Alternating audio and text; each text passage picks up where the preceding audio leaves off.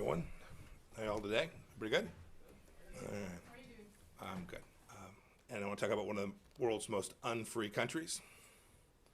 Yesterday, the Chinese Communist Party implemented its draconian national security law on Hong Kong in violation of commitments that it made to the Hong Kong people and to the United Kingdom in a UN-registered treaty and in contravention of Hong Kongers' human rights and fundamental freedoms. Free Hong Kong was one of the world's most stable, prosperous, and dynamic cities. Now it will be just another communist-run city where its people will be subject to the party elite's whims. It's sad.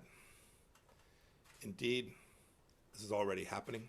Security forces are already rounding up Hong Kongers for daring to speak and think freely.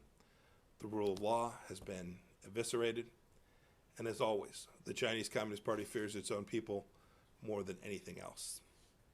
The United States is deeply concerned about the law's sweeping provisions and the safety of everyone living in the territory, including Americans. Article 38 of the new law also purports to apply to offenses committed outside of Hong Kong by non-residents of Hong Kong, and this likely includes Americans. This is outrageous and an affront to all nations.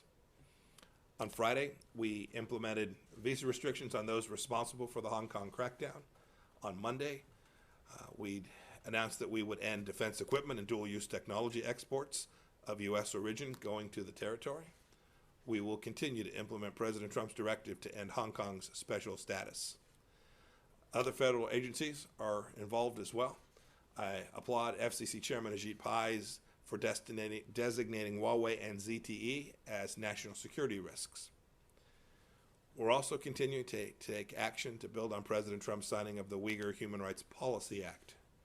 Today, the United States Department of State, along with Treasury, Commerce, and DHS, are issuing a business advisory to companies with supply chain links to entities complicit in forced labor and other human rights abuses in Xinjiang and throughout China. CEOs should read this notice closely and be aware of the reputational, economic, and legal risks of supporting such assaults on human dignity. I want to call attention to recent credible and deeply disturbing new reports that the Chinese Communist Party is imposing forced sterilization and abortions on Uyghurs and other minorities in Western China. This shocking news is, sadly, consistent with the CCP's decades-long callous disregard for the sanctity of human life. I call on all nations, women's advocates, religious groups, and human rights organizations to stand up for the Chinese people's basic human dignity. Look, the Chinese Communist Party's brutality affects the rest of the world too. We welcome India's ban on certain mobile apps that can serve as appendages of the CCP's surveillance state. India's clean app approach will boost India's sovereignty. It will also boost India's integrity and national security, as the Indian government itself has stated.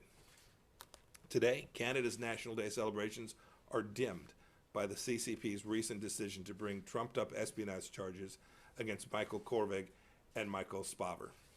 The CCP's propagandists have implied that these two Canadian citizens are hostages held in retaliation for Canada's lawful arrest of Huawei's executive.